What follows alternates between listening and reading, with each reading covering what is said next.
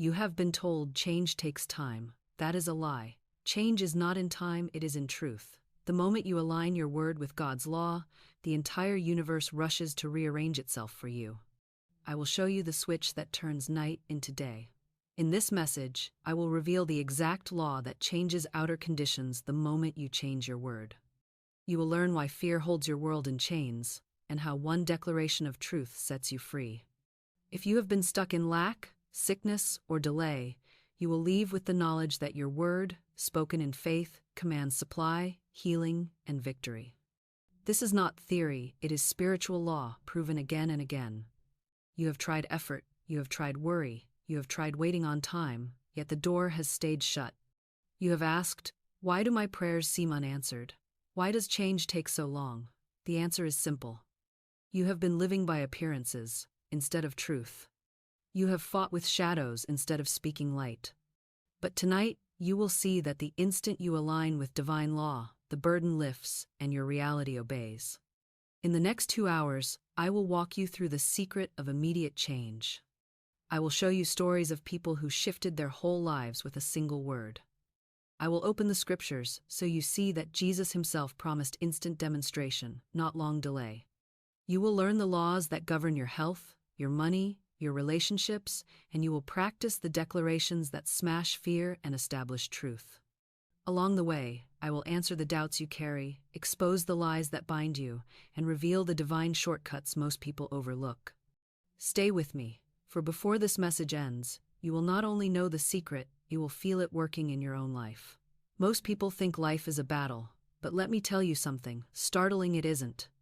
Life is a game, and like every game, there are rules. When you ignore the rules, you stumble and lose. But when you play by divine law, the moves are swift, the victories are sure, and the change comes instantly. Here's the part most people completely miss. It's not effort, it's not time, it's not willpower that changes your reality. It is alignment with law, spoken through your word. One declaration can do more than years of struggle. One sentence of truth can swing open doors that force could never budge. Why is this so? Because the game of life runs on sowing and reaping. Whatsoever a man soweth, that shall he also reap. That means every word you speak, every image you hold, every declaration you let slip from your tongue goes out like a seed and grows. And those seeds don't wait for years, they sprout immediately in the invisible, and soon you meet them in the visible. Let me paint you a picture. A woman once told me her life had collapsed into poverty. She had once had beauty, a fine home, and wealth, but now she was living in bare rooms, stripped of comfort.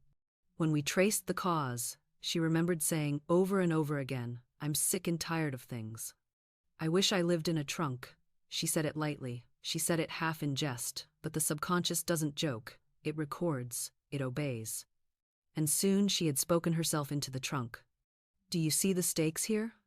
Every idle word matters. Every casual phrase holds power. That's why so many live under a shadow, because they've played the game with words of fear, words of limitation, words of defeat. They've sown "I can't" and reaped delay. They've sown "nothing ever works out" and harvested failure. But here's the divine secret. The very moment you choose to sow differently, the moment you begin to speak truth instead of fear, change begins. Reality bends at once. So how do you step into this? First, recognize that the world of appearances is only the scoreboard, it's not the game itself. The real game is invisible, spiritual, and it is moved by your words. Second, train your tongue to only release what you wish to reap. Never joke yourself into lack. Never declare sickness. Never affirm limitation. Say instead, "I now speak the word of abundance, the word of health, the word of joy," and by divine law, it manifests now. Ask yourself, how many times have you spoken carelessly and then found yourself living inside your own words? How many times have you said, "This always happens to me," and then it did?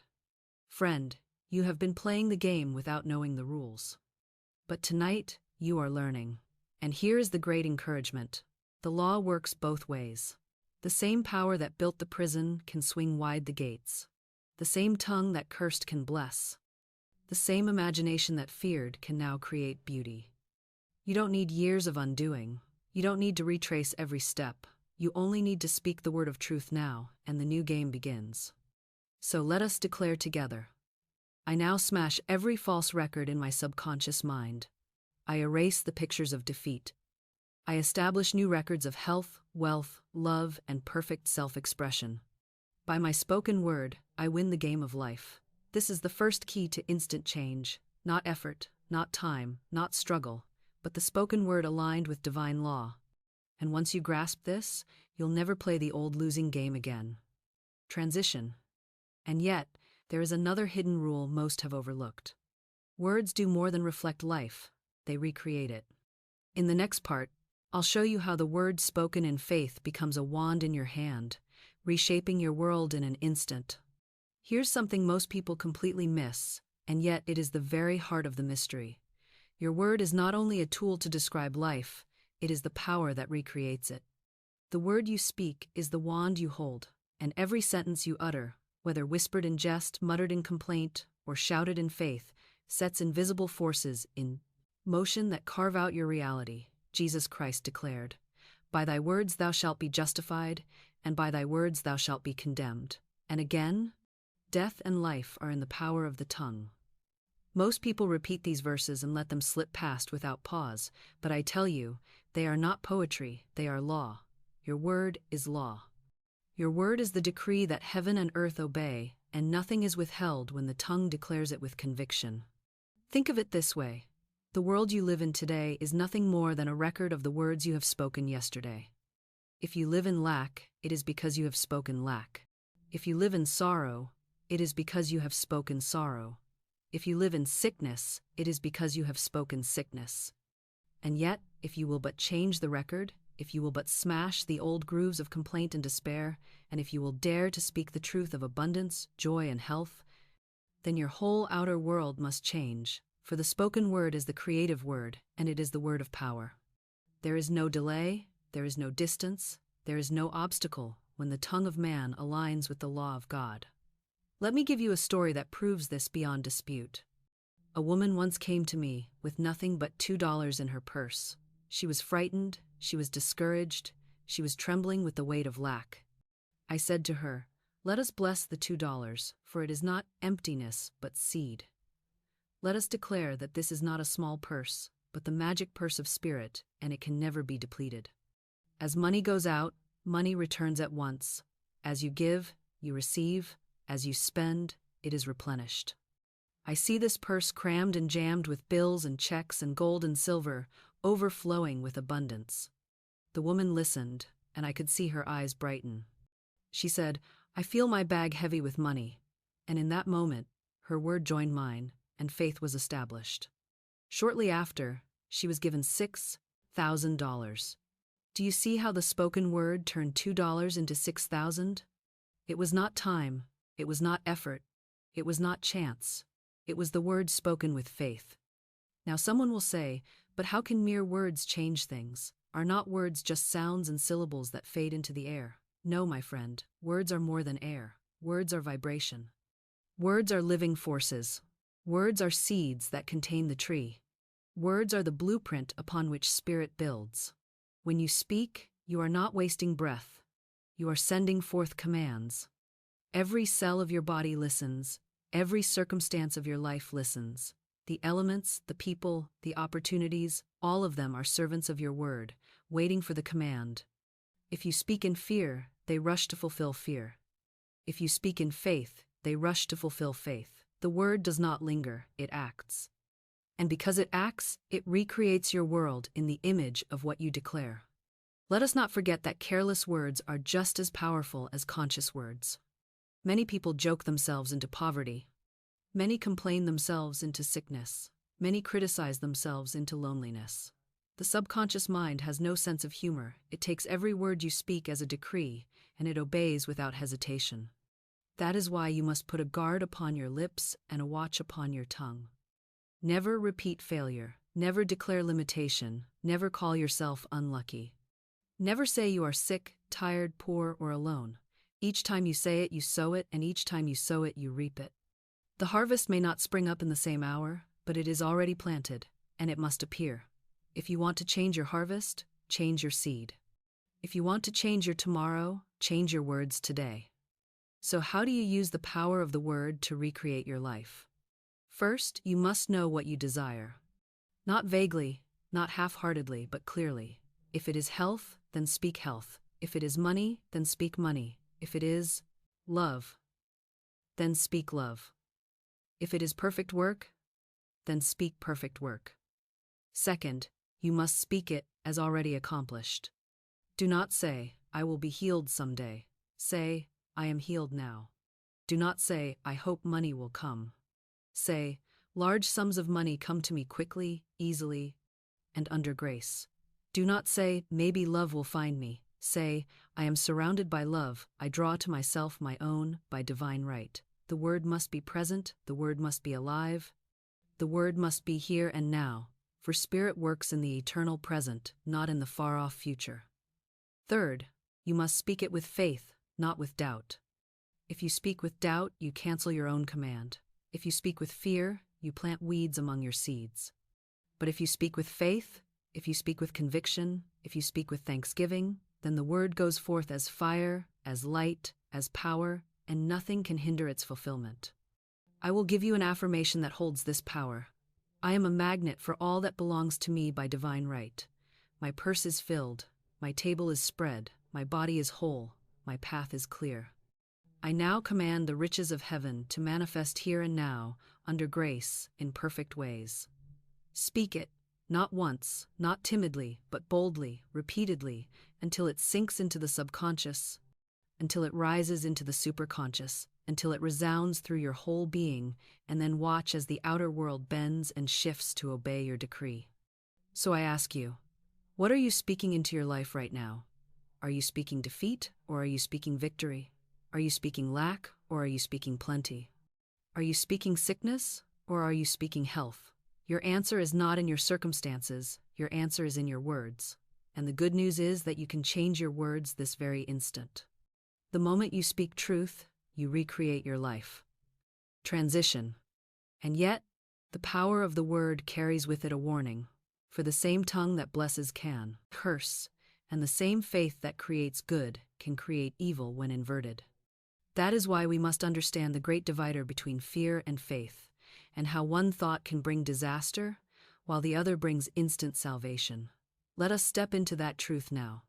What I'm about to tell you might strike you as strange at first, but if you will sit with it, you will see it is the sharpest truth you will ever hear.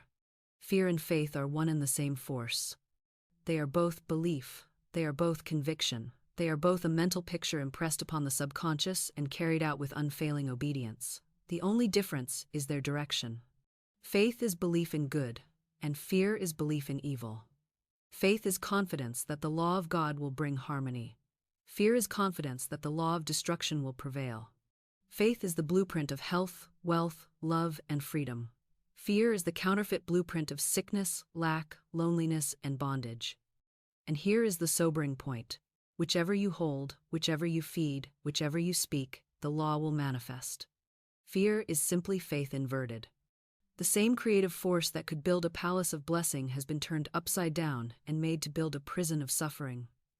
Do not dismiss this lightly, for the evidence is all around you. A man once told me that he lived in constant terror of a rare disease. He read about it, thought about it, imagined himself with it. He pictured the symptoms in his body, he spoke of it often, and although the disease was almost impossible to contract, it came upon him exactly as he feared, and it killed him. Do you see what happened? He had perfect faith not in God, not in life, not in health, but in evil. He rehearsed the picture until the subconscious mind, which does not argue, which does not reason, which does not discriminate, said, "This is the command," and the body obeyed.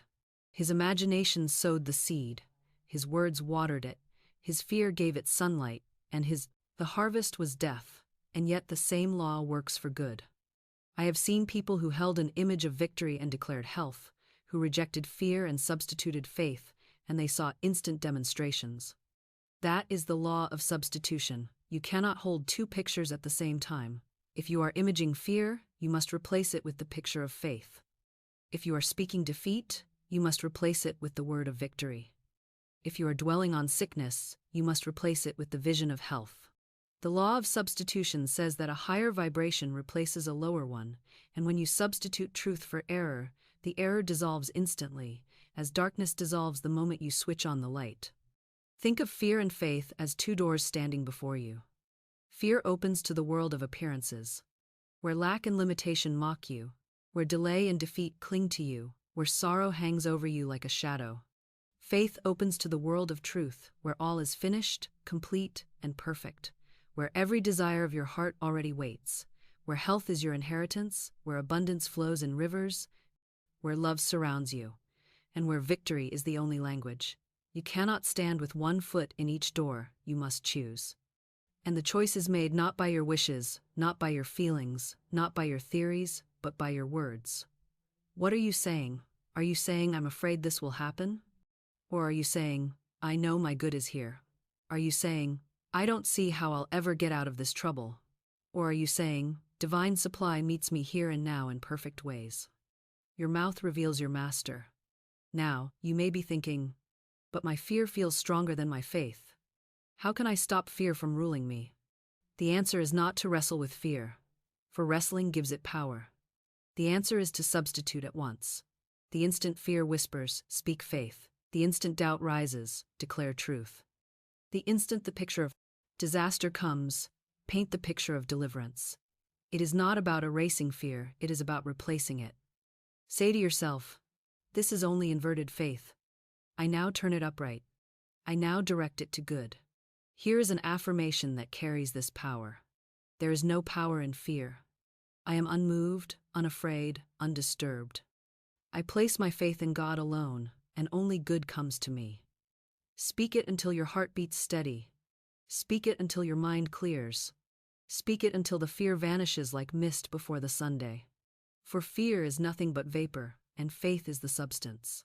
So I ask you now, how much of your life has been shaped not by conscious faith but by unconscious fear? How many losses were not fate, but the harvest of fear thoughts sown in secret?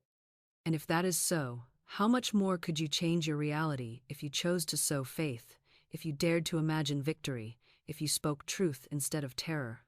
The law is impartial. It has worked against you in fear. It will work for you in faith. And the moment you switch the direction of belief, your world changes.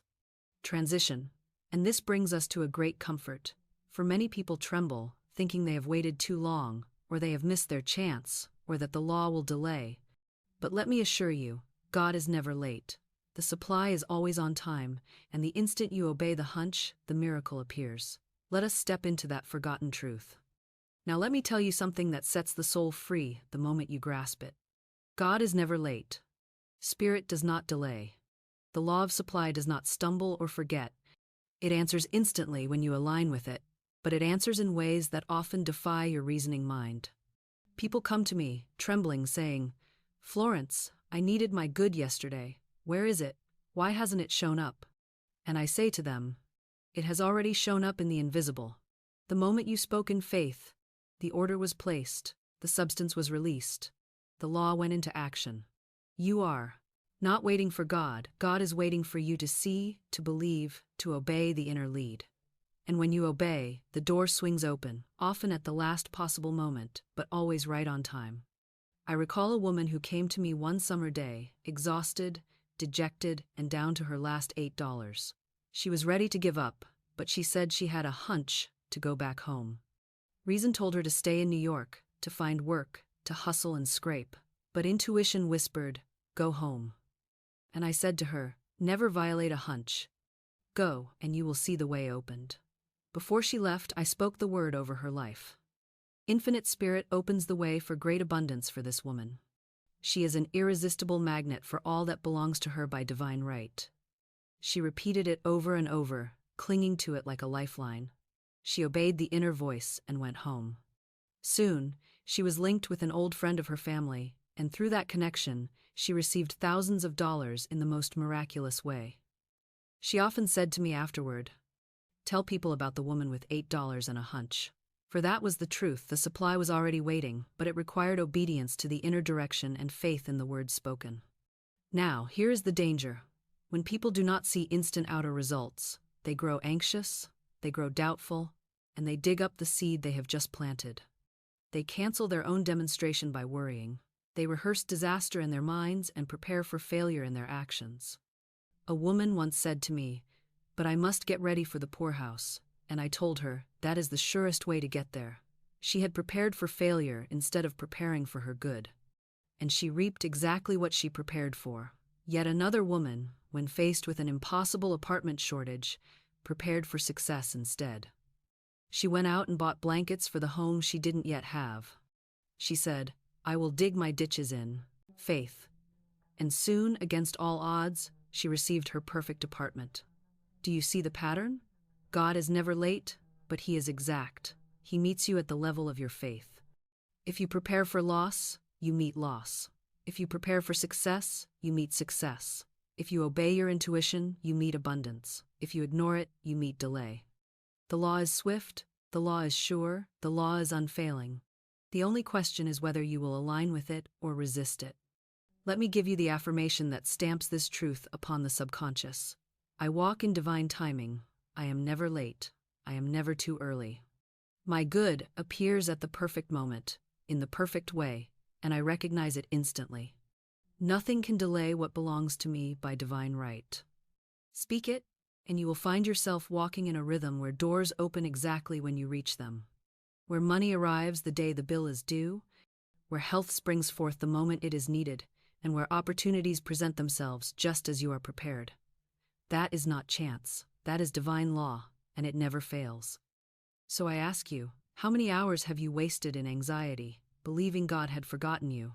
How many nights have you tossed, believing the supply would not come?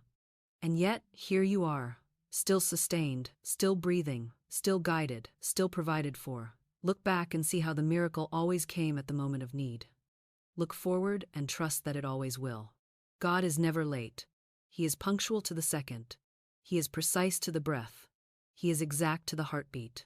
You need not rush Him, you need not beg Him. You need only align with Him and obey the gentle hunch that says, "This is the way, walk ye in it." Transition. And so, we close this first great section of the law of immediate change. You have seen that life is not a battle, but a game to be won by the Word. You have seen that the Word recreates your world at once. You have seen that fear and faith are the same force, and whichever you hold becomes your harvest, and you have seen that God is never late, but always exact. And now the question rises. If the law is instant, how do you command it with precision, so that what appears is not a counterfeit, but the true pattern of your destiny? That takes us into the secret of the divine design. Here is a truth that shocks the mind at first, but liberates the soul the moment it is received. Your life already has a perfect pattern. There is a design, a divine blueprint, a finished picture in the superconscious that belongs to you and only you. You are not wandering aimlessly through chaos. You are not stumbling toward some uncertain fate. You are not at the mercy of chance or circumstance. No, you are moving, even now, through a design that was completed before you ever drew your first breath. And the great task of life is not to invent your destiny, but to recognize it, to align with it, and to allow it to unfold without resistance. Most people do not understand this. They think they must claw their way into success, force their way into love, fight their way into supply. They say, if I don't grasp this man, I will lose him. If I don't chase this opportunity, it will slip through my fingers. If I don't fight, I will be left behind. But let me tell you the truth. You cannot lose what belongs to you by divine right, and you cannot hold what does not. When you strive to seize what isn't yours, you only bring heartache. When you rest in the divine pattern, you are guided step by step into what is truly yours, and when it arrives, it comes with ease, with harmony, with permanence. I once had a woman come to me who was deeply in love with a man she called A.B. She pleaded with me to speak the word that he would marry her. I said to her, I cannot speak that word, for it would violate divine law, but I will speak the word for your right man, the divine selection, the one who belongs to you by divine right. If A.B. is that man, you cannot lose him. If he is not, you will receive his equivalent. At first, she clung tightly to her desire, but she obeyed, and I spoke the word. Not long after, she found that her feelings for A.B. began to fade, as though a fog was lifting from her eyes. Soon she met another man who fell in love with her at once, who spoke all the words of devotion she had longed to hear, who treated her with the reverence and love she had desired. She returned to me and said, "It was uncanny, Florence. He said all the things I had always wished, A, B, would say, and yet now they flow from another who truly belongs to me." She was no longer striving, no longer pleading, no longer pushing. She had stepped into her divine pattern, and the result was harmony and joy. Do you see the difference? The divine pattern is always greater than the one you imagine in fear. Your little plan is often a counterfeit, a shadow, a poor substitute. But the divine plan is rich, permanent, overflowing, perfect. The superconscious holds it like a seed holds the full-grown tree. And every flash of intuition, every ideal that seems too good to be true, every sudden glimpse of beauty that passes through your mind, these are glimpses of your true pattern. They are not fantasies. They are prophecies. They are your destiny, whispering, "This belongs to you." So how do you align with this perfect pattern? First, you must release your grip on the counterfeit. Stop demanding specifics. Stop clinging to the wrong person, the wrong opportunity, the wrong door. Declare instead, "I now step into my divine pattern. I desire only what belongs to me by divine right." Nothing can be withheld. Nothing can be lost. What is mine comes to me now, under grace, in perfect ways. When you speak this, you loosen the chains of fear and open the gate to destiny. Second, you must trust that the pattern is unfolding even when appearances contradict it. You may look around and see nothing but delay, confusion, or lack. But, remember, appearances are lies. The divine pattern is already finished. It is waiting behind the veil, and the veil is torn the moment you believe. Keep your eye on the truth, not on the shadows. Keep your heart fixed on the vision, not on the circumstances. Say with conviction, "The divine design of my life now takes shape in definite, concrete experiences that lead me to my heart's desire." Third, you must listen to the gentle flashes of intuition that guide you toward the pattern. It may come as a hunch, as a sudden thought, as a small nudge. Do not dismiss it. That is the superconscious whispering. That is your perfect pattern calling you home. Obey it, and you will find yourself walking into prepared places, prepared people, prepared provision. Resist it, and you will find yourself struggling in wrong rooms, knocking at wrong doors, begging for wrong loves. So let me ask you, are you living by appearances, forcing what isn't yours? Or are you resting in the divine pattern, allowing what is truly yours to arrive? One way leads to endless frustration. The other leads to immediate alignment and lasting joy. You must decide which law you will obey. Transition. And yet, here is the snare so many fall into. They hear of divine design and then try to dictate the details, forcing the pattern into their own narrow image. But divine right cannot be forced. It must be claimed. It must be trusted. It must be allowed. And that takes us into the next secret. Never ask for specifics. Ask only for divine right. Here is something that separates the one who walks in power from the one who stumbles in endless disappointment. The wise soul never demands specifics, but asks only for what belongs to them by divine right. Most people, blinded by desire and fear, try to force life into a narrow picture. They say, "It must be this man, this job, this sum of money, this exact door." They grip it with their whole strength. They beg, they demand, they wrestle, and even if they manage to grasp it for a time, it slips through their hands, leaving them disillusioned and heartbroken. Why? Because it was never theirs by right. It was a counterfeit, and the counterfeit can never remain. The divine plan never needs to be stolen, manipulated, or coerced. The divine plan arrives with ease, with joy, with permanence. You must learn to say, "I want only what belongs to me by divine right. If this opportunity, this person, this possession is mine, it will stay. If it is not, I release it, and I call in its perfect equivalent." That is the safeguard against counterfeit blessings. That is the law that prevents disappointment. When you leave the cut of your coat to the divine tailor, it always fits. When you leave the design of your life to infinite intelligence, it always satisfies. The old philosophers used to say, "The philosopher leaves the cut of his coat to the tailor." That is the secret. Do not outline. Do not dictate. Do not limit the all-wise.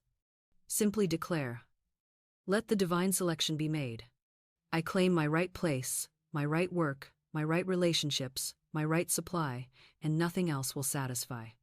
Let me tell you why this is so necessary. When you demand specifics, you are binding yourself to appearances. You may say, "That man is my soulmate, he must be mine."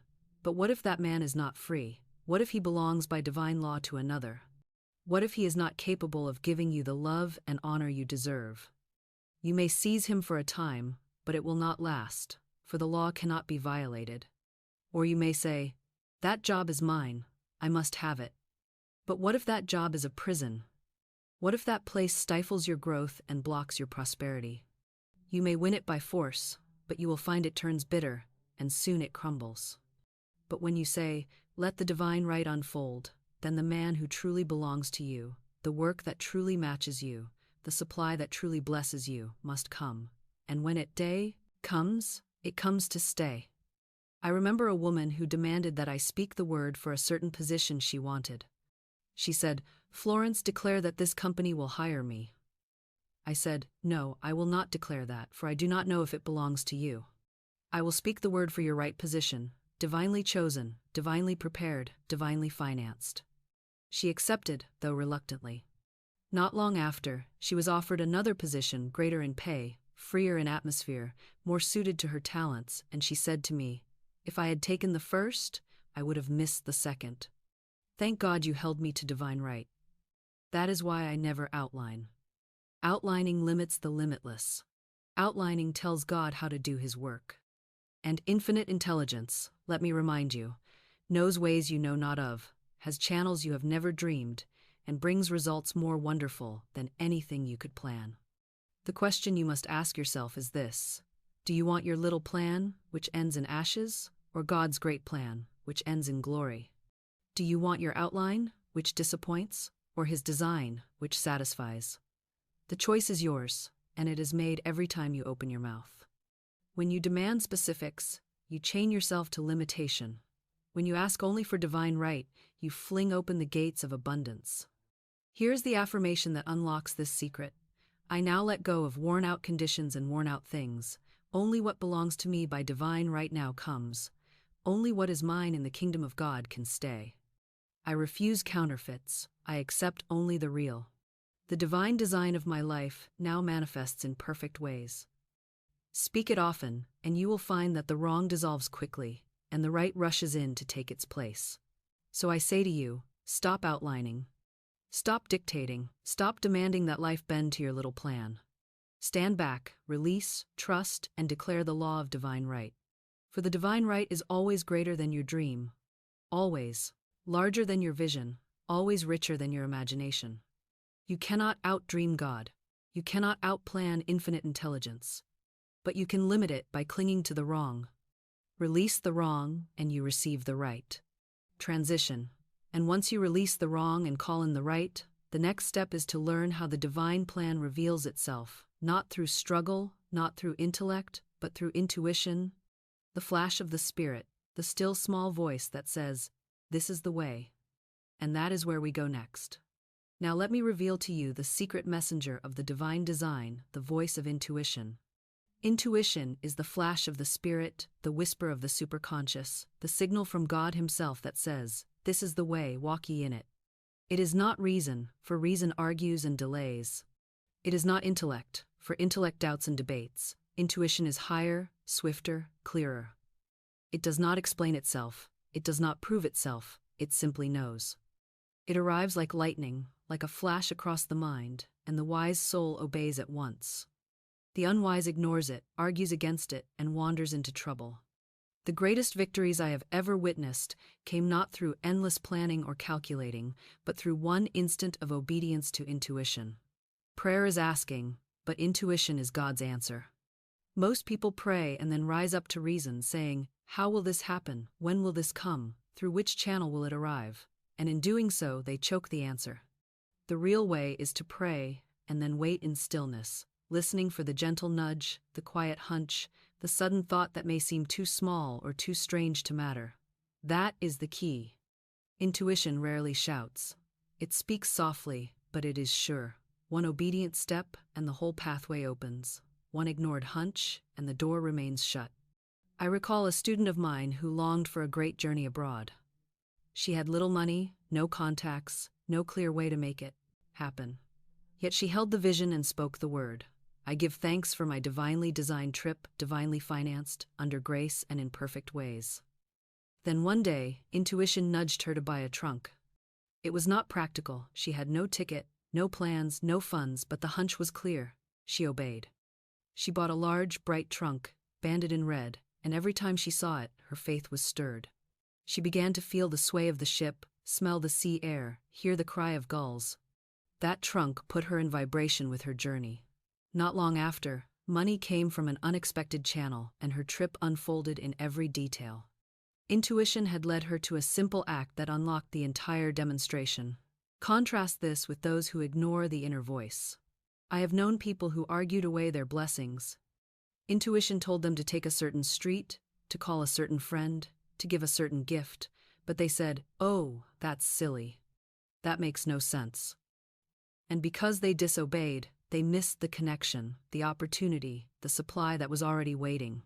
God's ways are not man's ways, and the reasoning mind is too slow, too narrow, too blind to perceive the divine shortcut. That is why intuition is the flash of the divine, the straight line to your good.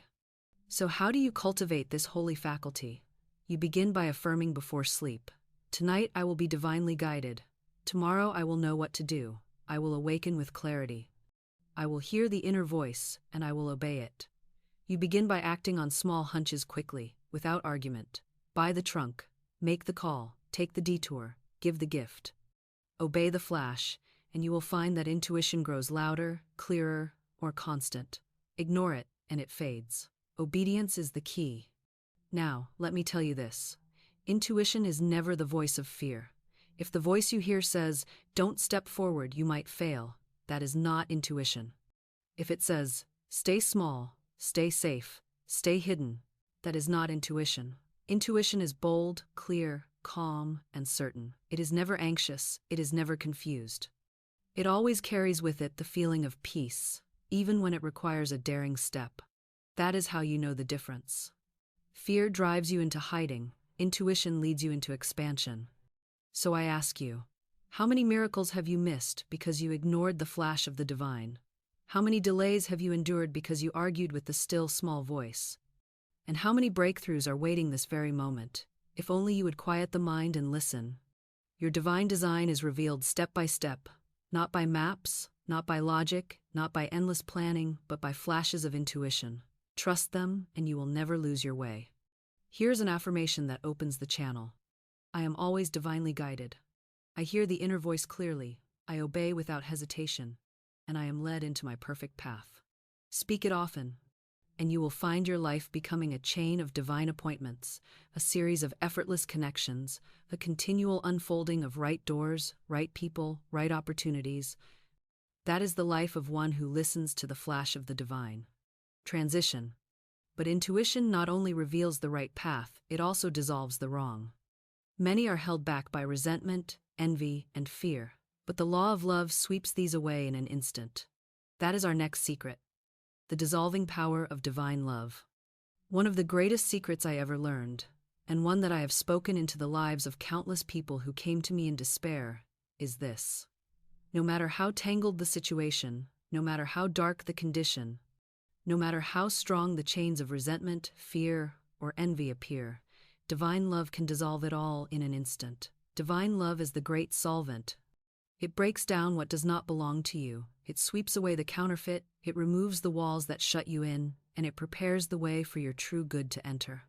You may have been told that time heals, that years are required for bitterness to fade, that long struggles are needed to undo wrong conditions. But I tell you, love works swifter than time, stronger than willpower, and more perfectly than struggle. The moment you release resentment and speak the word of love, the crooked is made straight, the walls fall flat, and harmony appears. Resentment is a prison. Envy is a poison. Fear is a chain. These are the real thieves of life, and they are always internal. People imagine that their enemies are outside. That person wronged me, they say, and because of them my life is ruined. But the truth is, the only enemy is the picture you hold and the feeling you rehearse. If you carry bitterness, It lodges in your own consciousness, and the law, impartial and exact, reproduces it as loss, delay, and disappointment. If you envy another's blessing, you shut the door on your own. If you rehearse fear, you magnetize the very thing you dread. That is why the scriptures say, "The walls of Jericho fell down when the people shouted." What was that shout? It was the shout of truth. It was the release of faith. It was the decree of love that dissolved the barriers of resentment and opened the way into the promised land. I recall a woman who came to me, filled with jealousy because a friend had received a beautiful gift. She admitted that the envy burned within her, and she could not rejoice.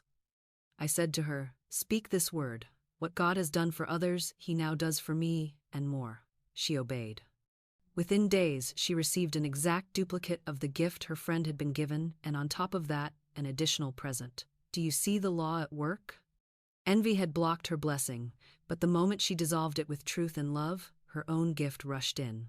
Another woman once stood before me, trembling with hatred toward one who had wronged her. She said, "I cannot forgive. I cannot let it go."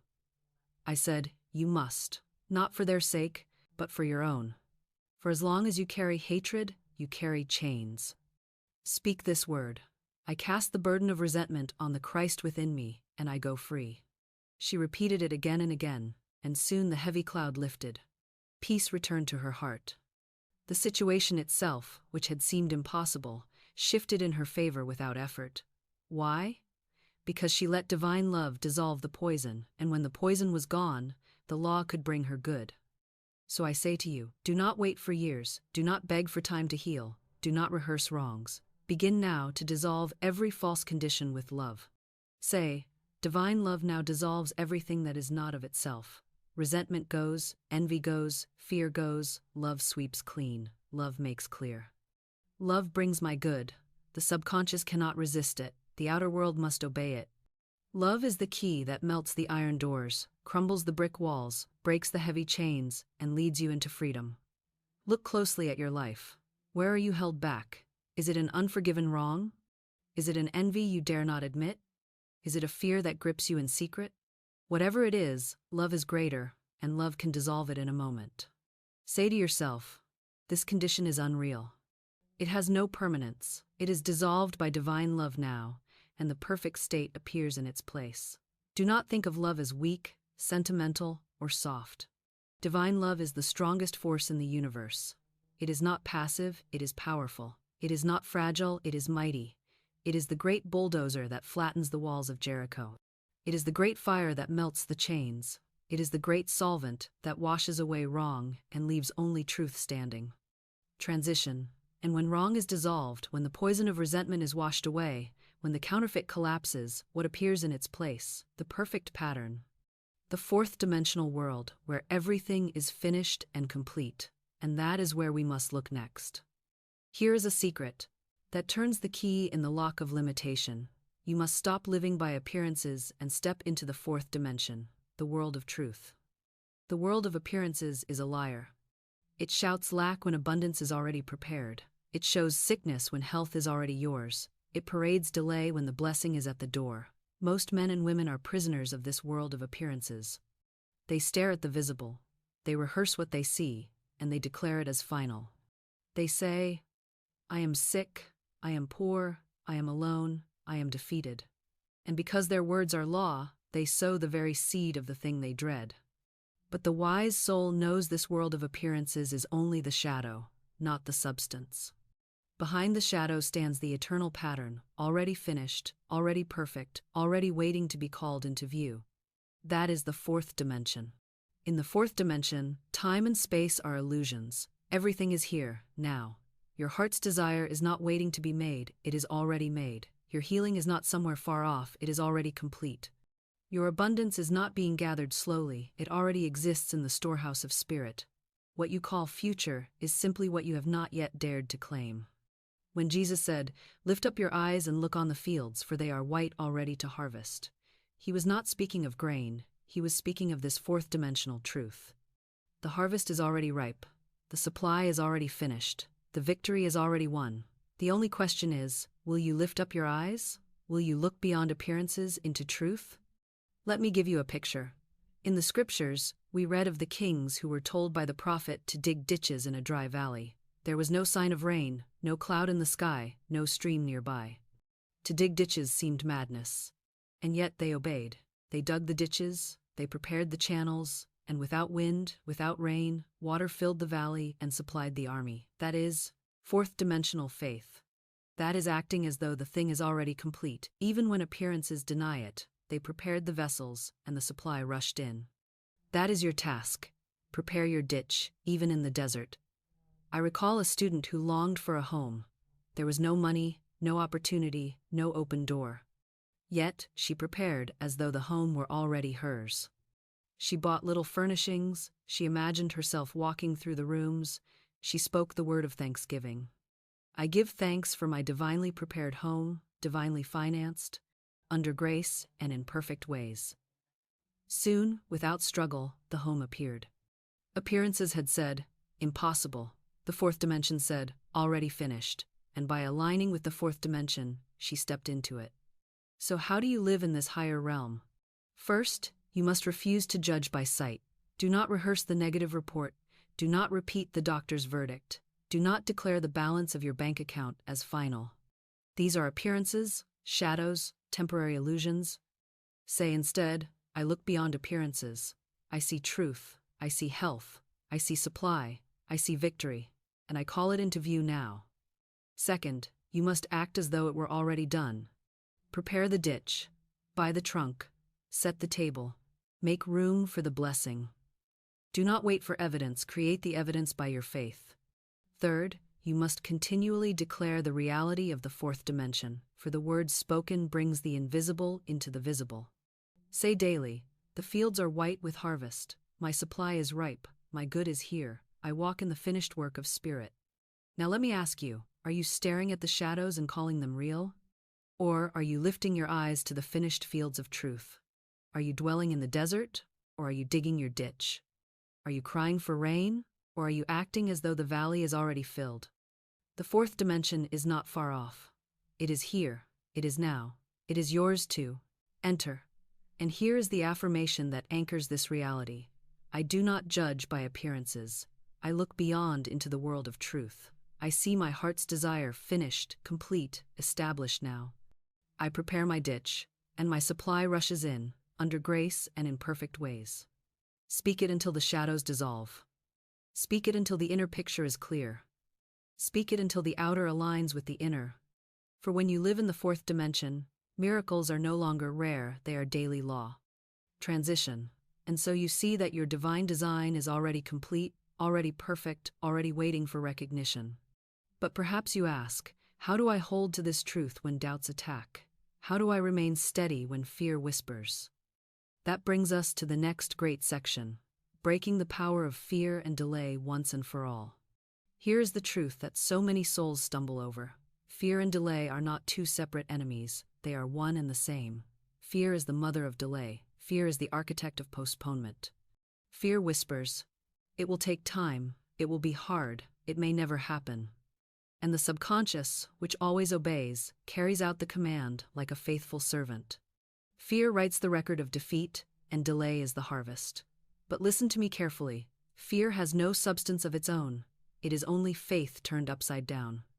It is belief in the power of evil instead of belief in the power of good. It is confidence in disaster instead of confidence in deliverance. The moment you expose fear as false faith, as counterfeit faith, you see it crumble. And when fear is gone, delay vanishes with it, for nothing remains to hold your good back. How many people have told me, I have affirmed and affirmed, yet nothing changes? They say, Florence, I have spoken the word, but the demonstration has not come. And when I look closely, I see that they have been speaking with their lips, but canceling with their hearts. They have declared abundance, yet rehearsed lack in secret. They have spoken health, yet feared sickness at night. They have affirmed love, yet nursed bitterness in the dark. They have said the words, but not smashed the record. For the subconscious is like a phonograph. It plays back whatever has been recorded, whether true or false, whether good or evil, whether faith or fear. If the old record of fear is still running, your new word cannot be heard. The first task is to break the record, to shatter the groove, to cast out the old vibration, and to engrave a new one of faith and truth. I once counseled a man who for years had carried the thought, "I am always unlucky." He spoke it often, half in jest, half in despair. It had become his favorite phrase. And sure enough, he was unlucky. He lost opportunities, he missed connections, he watched others succeed while he failed. When he came to me, I said, "You have built this unlucky track in your mind. You are like a train stuck on the wrong rails. The more you declare it, the deeper the groove, and the more inevitable the result. Now you must smash the record." I gave him this affirmation: I am lucky, I am divinely guided. Nothing but good comes to me. Every door swings wide, every delay dissolves. My way is made clear. At first, it felt strange to him, for the old groove resisted, but he persisted, and soon the outer world shifted. Doors opened, opportunities appeared. He began to say to me, "Florence, it is uncanny, things just fall into place." It was not uncanny, it was the law. He had smashed the record of fear and delay and recorded a new one of faith and speed. Delay is always fear in disguise. People say, "It takes time to heal." No, it takes faith to heal. People say, "It takes time to prosper." No, it takes truth to prosper. People say, "Someday my good will come." No, your good is already here, waiting for your recognition. Every time you postpone, every time you outline a far-off future, you push your good away. You must bring it into the present with your word. Say, "I receive my good now. I walk in my healing now. I enter my abundance now." Delay is dissolved, fear is cast out, and the law works instantly. So I ask you, what records are still running in your mind? What grooves of fear keep you bound to delay? Are you still saying, "Things never work out for me"?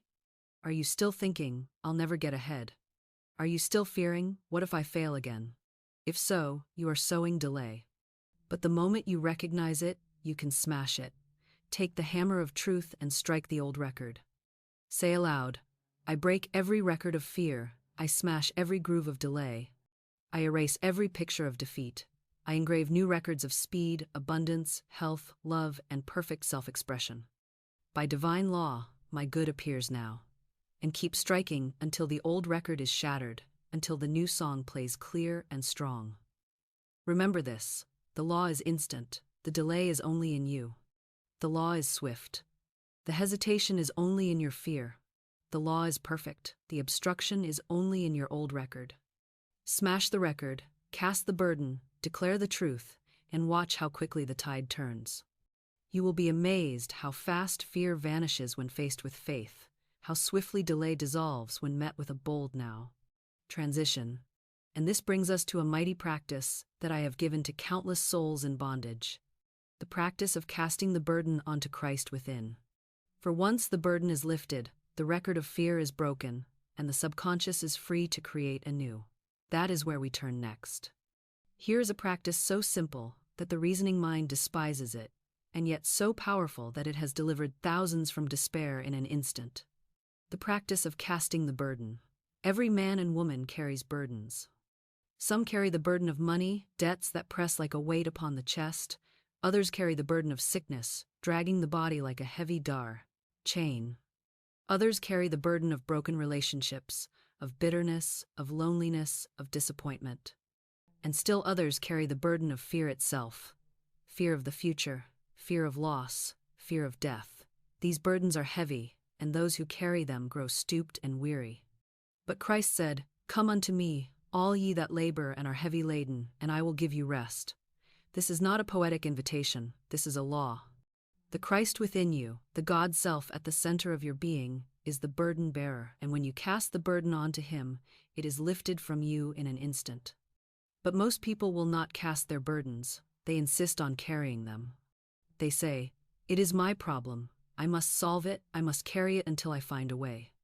And so they stagger, bent double under the load, never realizing that they are playing Pharaoh's slaves, making bricks without straw, when freedom has been purchased for them. The moment you say, "I cast this burden upon the Christ within me," something happens.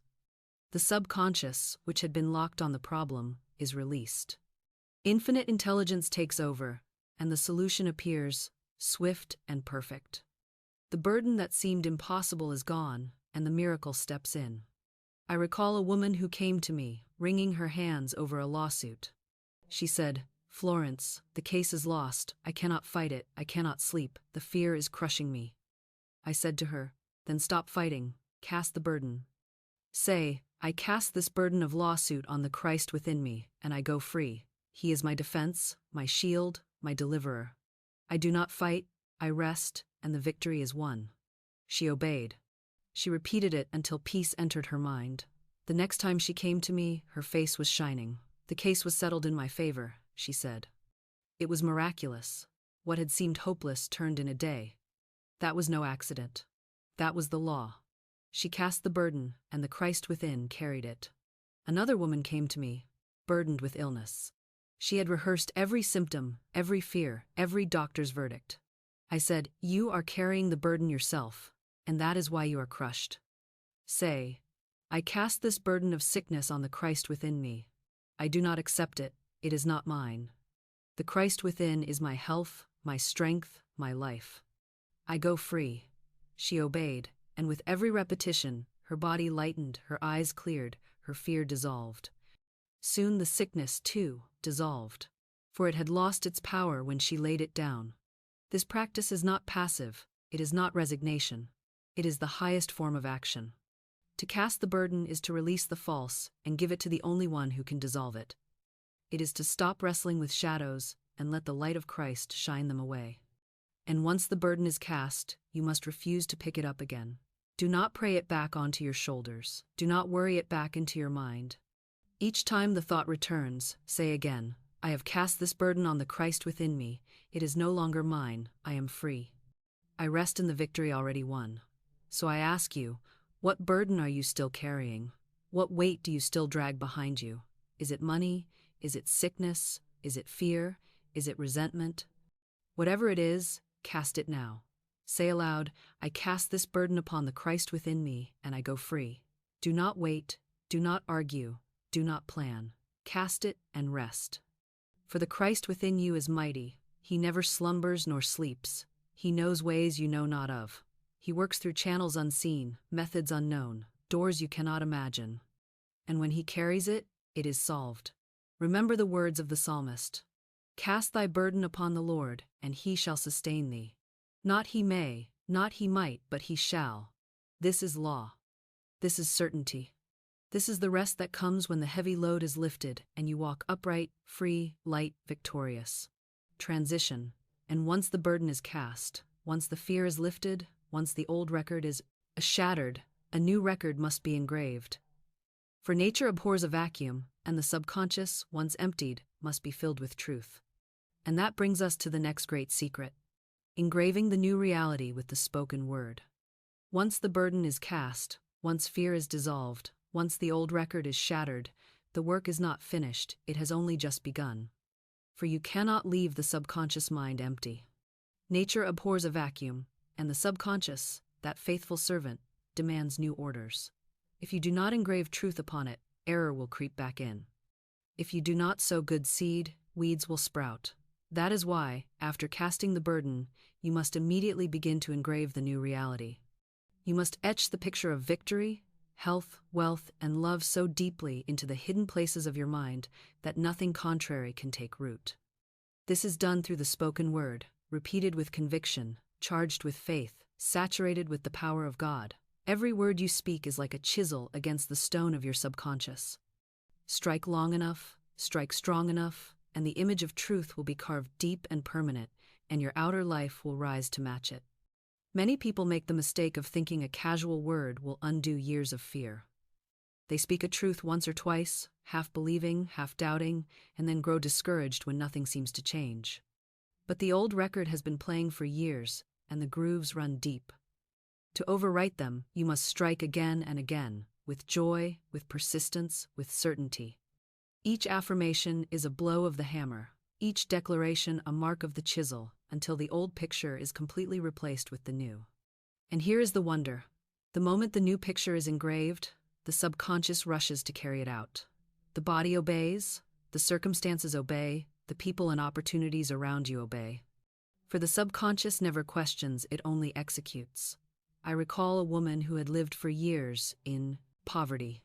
Her words had always been, "I never have enough. Money slips through my hands. I can't afford it." These words had etched grooves of lack so deep that her entire life was a portrait of insufficiency. When she came to me, I said, "You must engrave a new reality. Take this word and speak it until it is etched upon your heart. God is my immediate supply."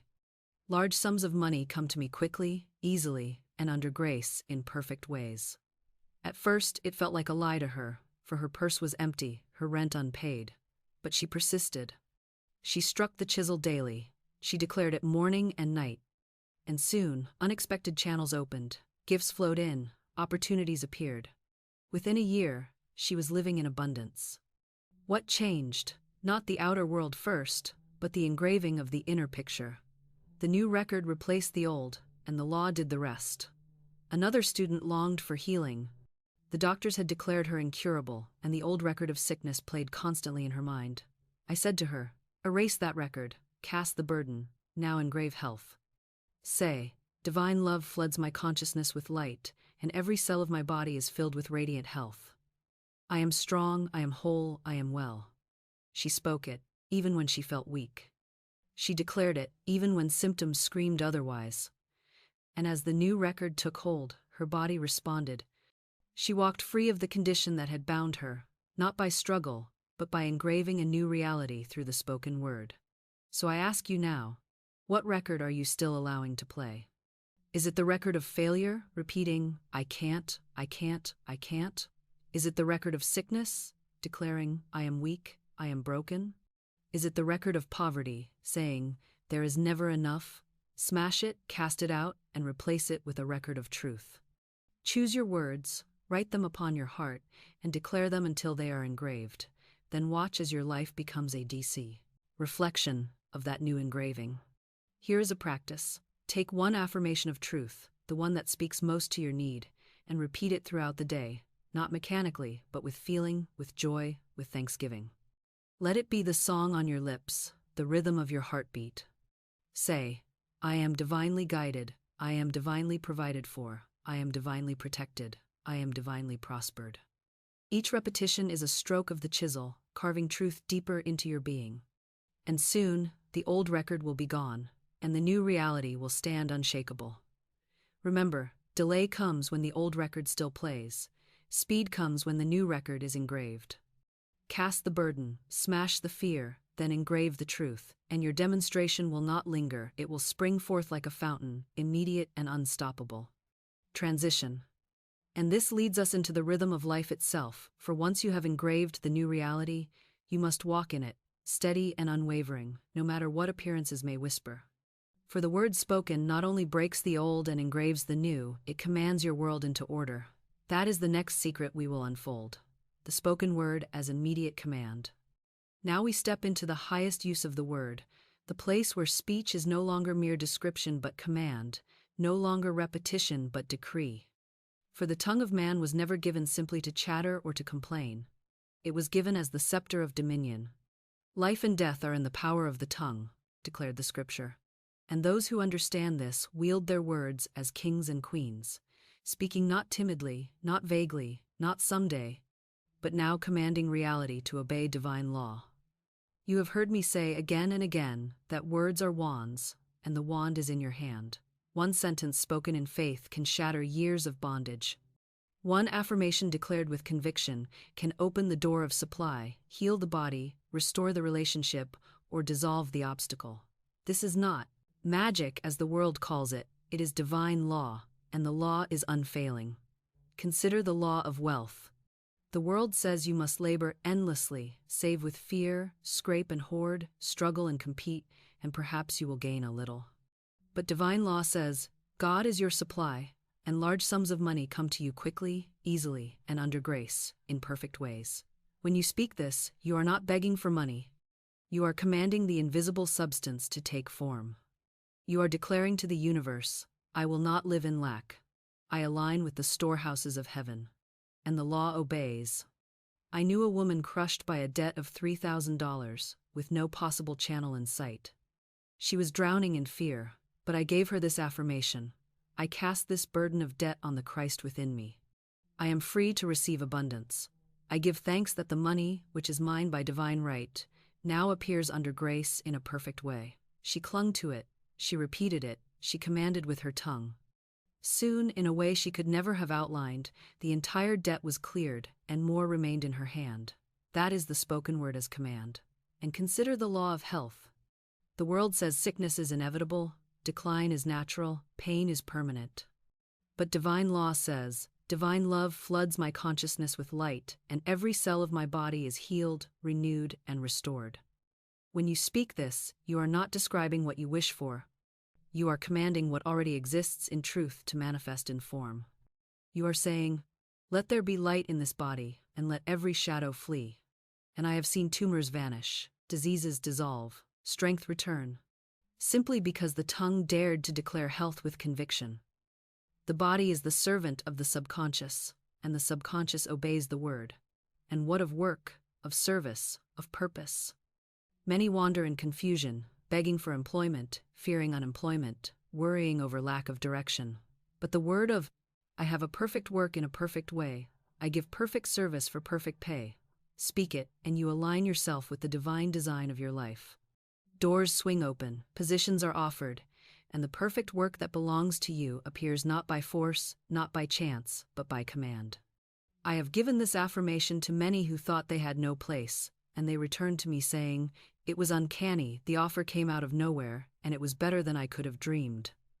It was not uncanny. It was the law. The word commanded, and the world obeyed. Now let me remind you, to speak a command is not to plead. Pleading is weakness, command is power. Do not say, "Oh God, please send me money, please heal me, please open the way." That is begging, and begging has no power. Say instead, I give thanks that supply appears now. I give thanks that health is mine now. I give thanks that the way is open now. Speak as one who knows, not as one who doubts. Speak as one in authority, for you are made in the image of the Creator, and the Creator spoke the world into being. And God said, let there be light, and there was light. The same power is in your tongue. Dare to use it, dare to command, dare to say, let there be, and watch it appear. So I ask you, what are you commanding with your words today? Are you commanding delay by saying it will take time? Are you commanding sickness by saying, I always get ill in winter? Are you commanding lack by saying, money slips through my fingers? Then stop. Withdraw those decrees at once. Cancel them with truth. Speak instead, I live in divine abundance. My health is radiant. My path is clear. I walk in victory now. For the spoken word is law, and every law obeys the one who commands with faith. Here is your affirmation. I speak the word, and it is accomplished. My words are seeds of power. I command health, wealth, love, and perfect self-expression now, and by divine law, it appears under grace and in perfect ways. Declare it until it becomes the very rhythm of your being. Speak it until every atom of your body vibrates with it. Speak it until the universe resounds with it. And then stand still and watch the salvation of the Lord. Transition. For the spoken word is not a whisper, it is a decree. It is not a request, it is a command. And once you have learned to command, you must also learn to walk in the poise that holds it, refusing to be shaken, no matter what appearances arise. That is the next key on this path, remaining unshaken and walking through every open door. We come now to one of the greatest needs of mankind, the question that sits heavy on the heart of countless souls. The matter of supply, of money, of provision. Let me say it plain and without hesitation, God is your supply, not your job, not your bank, not the market, not even the generous hand of another person. God alone is the source, and money is but one of his instruments. Money is not substance, it is symbol. It is freedom, it is circulation, it is energy made visible. And the one who understands this never bows to money as master, never fears its lack, never clutches it with anxious hands. The one who understands stands upright and says, God is my supply. Large sums of money come to me quickly, easily, and under grace, in perfect ways. And the law obeys, because the law is exact. You must begin to declare wealth, not as some far-off dream, but as a present reality. Stop saying, I can't afford this. Stop saying, I am always broke. Stop rehearsing phrases of poverty. Every word you speak is a decree, and when you speak lack, you engrave lack upon your life. Do you not see how the world trains you to repeat phrases of insufficiency? To sigh over bills, to groan over prices, to say with resignation, that's too much for me. Each of these is a curse upon your own supply, each one shuts the door. But the moment you reverse the word, the moment you begin to declare wealth, the doors swing open. Say instead, I give thanks that I am rich in substance, rich in ideas, rich in opportunities, and rich in money. My supply is limitless, my purse is filled, my channels are open, and abundance flows to me now. Speak it until the old habit of poverty is broken. I remember a woman who came to me with only $2 in her purse. Her face was drawn with fear. Florence, she said, this is all I have. I replied, bless it. Declare it the magic purse of spirit that can never be depleted. I gave her the affirmation. As money goes out, immediately money flows in. I never deplete, for my purse is filled with the inexhaustible riches of God. She obeyed. She stopped cursing her lack and began blessing her purse. Within a short time, she was given $6,000, a fortune compared to where she stood before. That was no accident. That was the law, swift and sure, responding to the word. Another man came to me, bound by debt, harassed by creditors, nearly crushed under the load of $3,000 he could not pay. Reason told him he was finished. Appearances declared defeat. But I said to him, cast the burden and speak the word. Say, I cast this burden of debt on the Christ within me. I am free to receive my abundance. I give thanks that the money which is mine by divine right now appears quickly and easily, under grace, in perfect ways. He repeated it faithfully, though appearances denied it. Within a short time, the money appeared, the debt was cleared, and he stood free. Again, the law obeyed the spoken word. So I ask you, how do you speak of money? Do you call it scarce? Do you call it hard to come by? Do you groan when you pay a bill, sending out words of resistance? Then no wonder it flees from you. You must change your speech. You must change your declarations. When you pay a bill, bless it. Say, I pay this in joy, and it returns to me multiplied. When you see money, bless it. Say, money flows freely to me and through me. I am a channel of divine supply. When you think of your future, declare, I walk in abundance. I am rich in every good thing. I have more than enough, and I share freely. Do not wait for evidence. Do not wait for your purse to swell before you speak. Speak first, and the evidence will follow.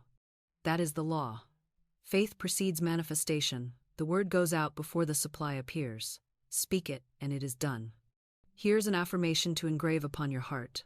God is my unfailing supply, and large sums of money come to me quickly, easily, and under grace, in perfect ways. I am rich, I am free. I am an irresistible magnet for all that belongs to me by divine right. Say it until you feel it. Say it until fear vanishes.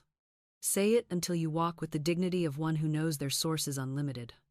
And then watch how swiftly channels open, gifts appear, opportunities arise, debts dissolve, and abundance flows. For wealth is not a future, it is a present. It is not a maybe, it is a law.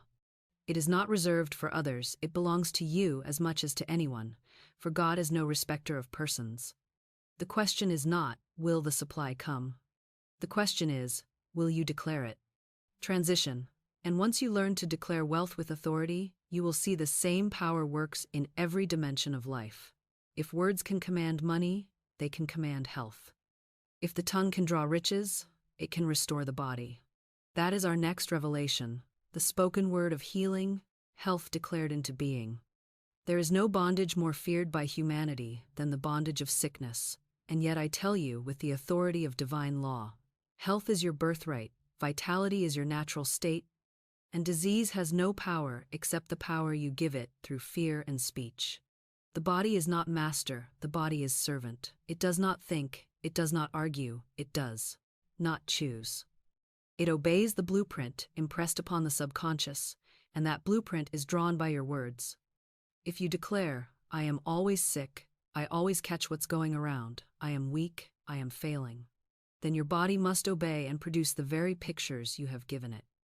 If you declare, I am strong, I am radiant, I am whole, divine life flows through me, then the cells and tissues, the blood and nerves, the organs and bones, all hear the command and reorganize themselves to obey. Life and death are in the power of the tongue, and the tongue governs the body as surely as it governs circumstances. I have seen this law proved again and again. A woman once came to me in terror, convinced she carried an incurable disease. She had spoken of it, read about it, rehearsed it, lived in dread of it, and sure enough, her body began to show the symptoms. Fear had written the record, and the body played it back. I said to her, stop rehearsing the lie, smash that record now. Say, divine love floods my consciousness with light, and every cell of my body is filled with radiant health. I am strong. I am whole. I am well. Speak it until the body obeys. She obeyed. She stopped declaring sickness and began declaring health. In time, the symptoms vanished, her fear dissolved, and she walked in freedom. The body had simply responded to a new command. Another woman, facing constant exhaustion, said to me, I can't go on. I am worn out, I said. Then of course you are worn out, for you have said it. Speak instead, I am alive with the life of spirit. Every atom of my being is charged with divine energy. I can do all things through Christ who strengthens me. She changed her word, and as she changed her word, her strength returned. It was not medicine, it was not struggle, it was not chance, it was the law of the spoken word manifesting in her body. So I ask you now, what are you saying about your health? Are you echoing the world's talk of disease, repeating names of affliction, giving power to every diagnosis and every symptom? Or are you declaring truth, speaking life, engraving health into the very core of your being? Remember, the subconscious does not argue. It does not say, this disease is real, this sickness is proven. It only says, yes, Master, and obeys your decree. If you decree weakness, weakness appears. If you decree health, health appears. Never forget, the body is a perfect instrument made in the image of the divine. It contains within it the pattern of eternal youth, eternal life, eternal wholeness. The only reason you do not see it is because you have buried it under the rubble of fear and false words. But the moment you speak truth, the rubble falls away and the perfect pattern shines through. That is why Jesus, when he healed, always spoke the word, be thou made whole. He did not beg. He did not plead. He commanded, and the body obeyed, for the spoken word is law. Here is an affirmation for you to engrave upon your heart. Divine love floods my consciousness with light, and my whole body is radiant with health. Every organ is perfect, every cell is alive, every function is in order, for I am the temple of the living God, and no evil can dwell within me. Speak it daily, speak it boldly, speak it when you feel strong and when you feel weak, and you will see your body align. You may say, but the doctor has said this illness is incurable, and I say to you, with God all things are possible. What is incurable to man is nothing to spirit. Spirit made your body, and spirit can restore it. Do not repeat the doctor's decree, speak God's decree. You may say, but my family has always been sick, and I say, break the record. You are not bound by heredity, you are bound only by your words. Declare a new inheritance, the inheritance of health, strength, vitality, and long life. Health is not far off. Health is here, now, the moment. You stop giving power to sickness and start giving power to truth. The body obeys. For the law of the spoken word is instant, exact, unfailing.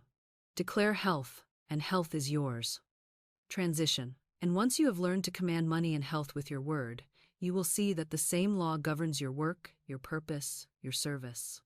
For just as you can speak wealth into being and health into form, you can also declare right work, perfect expression, and joyful service. That is where we turn next.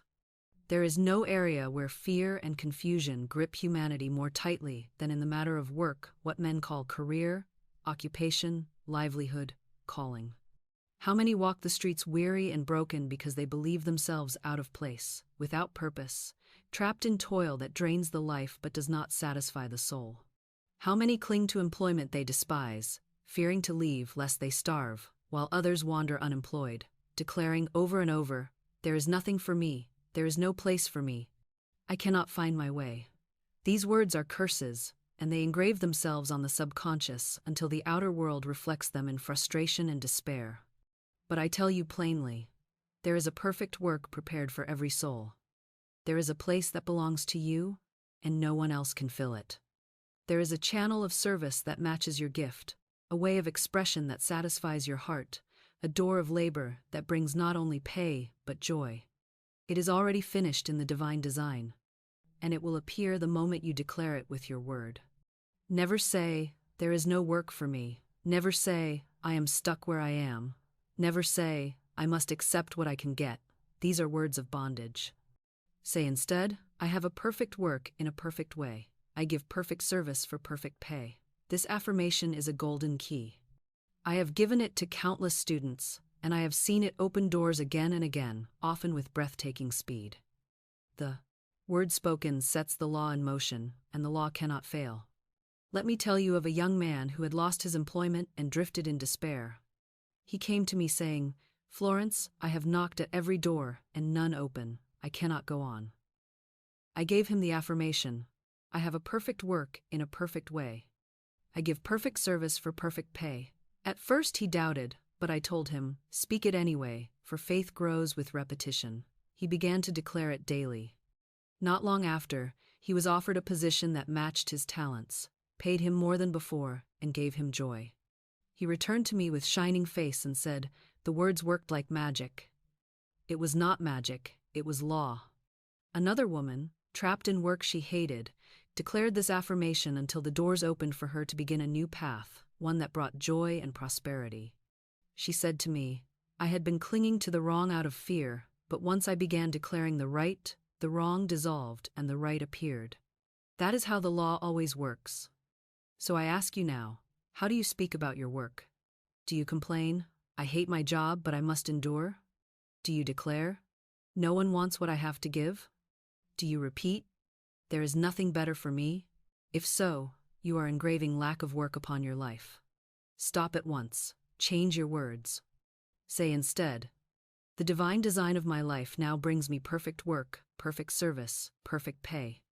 I love what I do, I bless what I give, and I prosper in joy." Do not be afraid to release the wrong.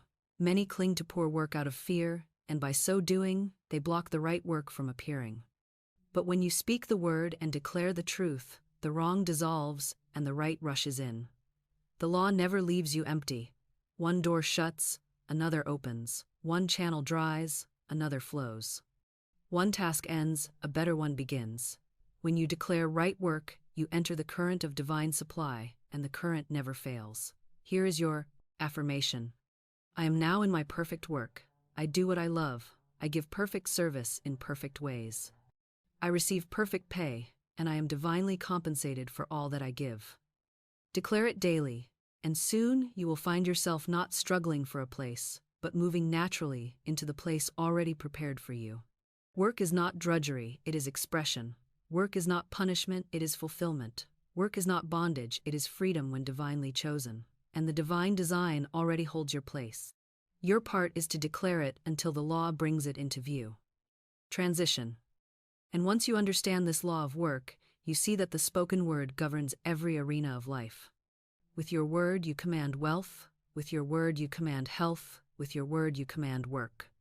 And now, with your word, you must command victory itself, walking not as one who begs for blessings, but as one who knows the game is already won. Victory is not something to be gained in the future, nor is it a reward handed out after long years of struggle. Victory is a state of consciousness, and it is claimed with the tongue. The world teaches you to fight, to push, to wrestle, to prove yourself worthy, and maybe, if fortune is kind, you will one day win. But divine law says something altogether different. You already stand victorious, for the Christ within you has overcome the world.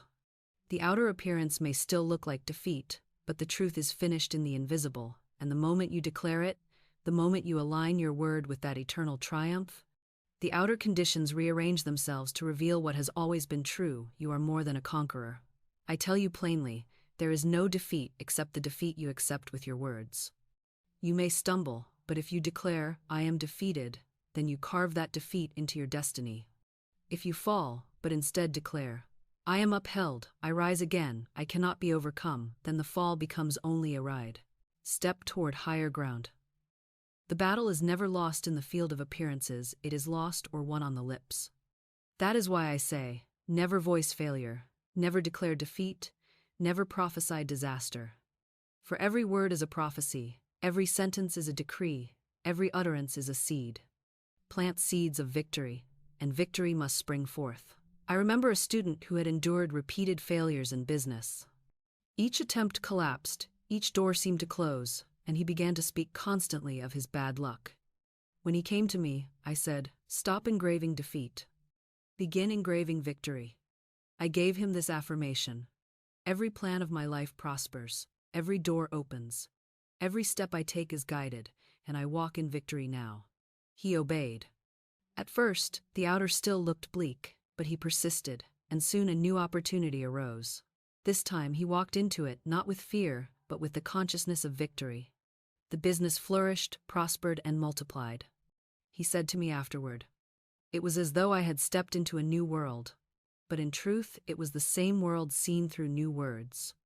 Another woman, crushed by the weight of repeated disappointments in love, said to me, "Florence, I am cursed. Happiness is not for me." I said, "You are prophesying your own curse. Smash that word and speak truth. Say, I walk in victory. Love surrounds me. My right relationship appears now, under grace, in perfect ways." She obeyed, though at first her lips trembled. But the more she declared it, the more her heart lifted. Soon she met a man who loved her with sincerity, and the relationship blossomed in harmony. Her victory was not created in that moment, it was always hers. Her word simply called it forth. So I ask you, what are you declaring today? Are you speaking of your defeats, rehearsing them like a tragic song? Are you telling the world about your failures, carving them deeper into your life? Or are you daring to declare victory, even when appearances mock you? Remember this: appearances are shadows, words are substance. Appearances will pass, but words endure and shape what is to come. Speak victory, and the shadows will scatter. Here is an affirmation to engrave deeply. I am victorious, I am triumphant, I am upheld by the law of God, and nothing can defeat me. Every obstacle is dissolved, every enemy thought is overcome. I walk in victory now, under grace, in perfect ways. Speak it daily, speak it boldly, speak it when you feel strong and when you feel weak. Let it become the rhythm of your heart, the banner over your life, the song in your mouth. Victory is not loud boasting, nor is it frantic striving. True victory is calm, poised, unshaken. It is the quiet assurance that says, though appearances roar, though storms rage, I remain unmoved, for the Christ within me has already conquered. Stand in that assurance. Speak it until you feel it. Declare it until it shines through you. For victory is not coming, it is here. Victory is not earned, it is inherited. Victory is not uncertain, it is guaranteed by divine law. Transition. And now we come to the final step of this great journey, the art of walking in that victory daily, living in expectancy, standing in poise, refusing to prepare for failure, and multiplying your blessings through gratitude. Let us step into the permanent change that seals the demonstration. Now that you have learned the law of the word, the dissolving of fear, the casting of the burden, the engraving of truth, and the commanding of supply, health, and work, you must now enter the permanent state of expectancy. For the law of life is not a single demonstration, not a fleeting miracle, not a momentary relief. It is the continual unfolding of divine supply, the daily rhythm of answered prayer, the constant stream of blessings pouring forth as naturally as sunlight. And the one who lives in expectancy lives in continual victory. What does it mean to live in expectancy? It means to rise each morning saying, something wonderful will happen today. My good is rushing toward me. Doors are swinging wide. The law of God is working mightily in my affairs. It means to go to bed each night saying, I thank thee, Father, for another day of miracles. I rest in assurance that tomorrow holds still more wonders. Expectancy is not waiting with anxiety, it is resting with confidence. Expectancy is not begging, it is knowing. Expectancy is not strain, it is poise. So many live in the opposite state, constant dread. They rise saying, what trouble will come today? What bill will arrive? What bad news will I hear? And the law, impartial and exact, answers those expectations with more of the same. For your life will always meet you at the level of your expectation. If you expect defeat, defeat comes. If you expect delay, delay comes. If you expect sickness, sickness comes. But if you expect blessing, blessing comes. If you expect health, health springs forth. If you expect abundance, abundance flows in. I remember a man who was always afraid of misfortune. He prepared for it constantly. He saved for the rainy day. He rehearsed every possible disaster. He expected loss at every turn. And sure enough, he met what he prepared for. The rainy day came, the disaster arrived, the losses piled up. Finally, he came to me in despair. I said, "You have been living in negative expectancy. Reverse it now. Declare, I live in constant expectancy of the best. Only good comes to me. I prepare not for failure but for success, not for loss but for gain, not for sickness but for health." He obeyed, though it felt strange at first. He began to live as though good were on its way. And in time, his whole life shifted. Opportunities appeared, prosperity returned, joy rose again, all because he changed his expectancy. Another woman lived in continual dread of illness. Every winter she expected to fall sick, and every winter she did. She carried it like a prophecy in her mind. When she came to me, I said, "Stop preparing for illness. Stop expecting sickness. Say instead, I live in constant expectancy of radiant health. My body is the temple of the living God, and only life dwells here. I expect strength, vitality, and joy." She obeyed, and the next winter, for the first time in years, she remained well. The change was not in the weather, not in her family history, not in the doctors, it was in her expectancy. So I ask you now, what are you expecting? Are you expecting your blessing, or are you expecting your downfall? Are you preparing for rain or for harvest? Are you bracing for failure or opening your arms to success? Expectancy is a magnet. Whatever you continually expect must appear. Here is your affirmation. I live in constant expectancy of the best. My good now flows to me in a steady, unbroken stream of abundance, health, joy, and perfect self-expression. I prepare for miracles, and miracles appear. Speak it until expectancy becomes your atmosphere, until dread is impossible, until you look out at life and see only open doors, only radiant opportunities, only finished blessings rushing to meet you. For the victorious life is not occasional, it is constant. It is not a rare spark, it is a steady flame. And that steady flame is expectancy. Transition. And when you live in expectancy, you find that storms no longer shake you, delays no longer disturb you, appearances no longer frighten you, for you walk in poise, unshaken, calm, immovable, because you know the law is working. And that brings us to the next secret, poise as mastery, the power to stand still and see the salvation of the Lord. One of the greatest secrets of the victorious life, and one that few ever learn to practice, is the secret of poise. The world admires speed, noise, agitation, endless action, but heaven crowns stillness, calm, and balance. To be poised is to be master. To be poised is to remain steady when appearances roar. To be poised is to stand upright when others tremble. To be poised is to look squarely at the storm and declare, "Peace, be still," until the winds obey. It is the soul that remains calm under fire, undisturbed by delay, unshaken by loss, unmoved by threats, that proves itself ruler of circumstances. For nothing in the outer world has power over you when you refuse to be disturbed within. Most people collapse the moment trouble knocks at the door. They fly into panic, into worry, into frantic activity. They run here and there, scattering their forces, trying to fix conditions with feverish effort, and the more they strive, the worse it becomes. For their lack of poise sends out waves of fear, and fear multiplies the very condition they wish to escape. But the one who has learned the law stands calm. They do not fight, they do not scramble. They speak the word, they cast the burden, they hold their peace. And the law rushes to their defense, dissolving the obstacle, arranging the demonstration, opening the way. Think of Daniel in the lion's den. The lions were real, the danger apparent, but Daniel was unmoved. He remained poised, confident in his God, and the lions lost their power.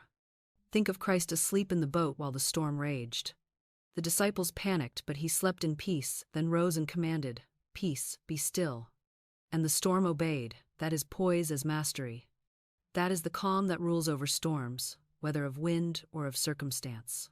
I recall a man who came to me, always restless, always anxious. He said, "Florence, every time a bill comes due, I am shaken to the core. I cannot sleep, I cannot eat, I cannot think straight." I said to him, "That is why the bills multiply. You are giving them power with your fear. You must cultivate poise. Each time a bill arrives, bless it. Say, 'I give thanks that this bill is paid in full. I remain unmoved. God is my supply, and God is never late.'" He obeyed, though at first his heart still trembled, but the more he declared it, the calmer he became. Soon, the bills ceased to terrify him, and not long after, his supply increased and his debts were cleared. Why? Because poise dissolved fear, and fear was the only barrier. Another woman, constantly disturbed by the actions of her family, came to me saying, "Florence, I cannot control them. They upset me, they ruin my peace." I said, "Then you have given them power over you. Stop reacting. Speak the word of poise. Say, 'Nothing disturbs me, nothing shakes me. I am built upon the rock of Christ, and I remain unmoved.'" She practiced it, and soon the very behavior that once unsettled her lost its sting. Her family did not change at once, but her response did, and because her poise held, the conditions around her softened until harmony appeared. So I ask you, what is shaking you today? Is it money? Is it health? Is it the opinions of others? Is it appearances that look threatening? Whatever it is, you can master it by poise. Stand still, speak truth, refuse to be disturbed. Say, "I am calm, I am steady, I am unmoved. The Christ within is my rock, and I rest upon it." Repeat it until peace flows through you like a river, until your heart beats steady, until your mind clears. And then watch how quickly the outer world bends to your inner calm. Poise is power. Panic is weakness. Poise opens the door for divine law to act swiftly. Panic shuts it tight. If you want to live in permanent victory, cultivate poise. It is the secret of kingship, the proof of mastery, the crown of dominion. Transition. And once you walk in poise, you will no longer prepare for defeat, for the poised soul cannot imagine failure. You will instead refuse to make room for loss and prepare only for gain. That is our next key, the victory mindset that refuses to prepare for failure. One of the gravest mistakes mankind makes, and one that keeps multitudes chained to defeat, is the habit of preparing for failure. You see it everywhere. People put money aside for the rainy day, and the rainy day comes right on schedule. They buy insurance against disaster, rehearsing the thought of calamity until calamity itself is magnetized. They say, "I must be practical. I must prepare for the worst," not realizing that the very preparation is an invitation, a blueprint handed to the subconscious, which says, "Yes, master," and reproduces the very evil they dreaded. Fear disguised as prudence builds the stage for the very tragedy it seeks to avoid. But I tell you, the victorious soul never prepares for failure, never rehearses disaster, never builds for loss. The victorious soul prepares only for success, makes room only for abundance, lays the foundation only for health, and sets the table only for joy. I recall a woman who once said to me, "Florence, I am saving for sickness, for I know the day will come when I cannot work." I said, "Then you have signed the contract. You will have the very sickness you are preparing for." And sure enough, in time it came. But another woman, faced with the same fear, said instead, "I will not prepare for sickness, I will prepare for health. I will live in strength. I will walk in vitality. I will speak life." And she remained strong long past the years when others failed. Do you see the difference? One planted seeds of failure and reaped failure. The other planted seeds of victory and reaped victory. There was once a man who said to me, "I must put money aside for old age, for I know the day will come when I am helpless." I said, "Speak not such words, you are binding yourself to weakness. Say instead, I am strong every day of my life. My youth is renewed like the eagles. I go from strength to strength. I do not decline, I ascend." He obeyed, and the years passed, and he outlived those who had prepared for decline, walking upright, vigorous, and full of life. You must see it clearly. What you prepare for, you invite. What you expect, you create. What you make room for, you receive.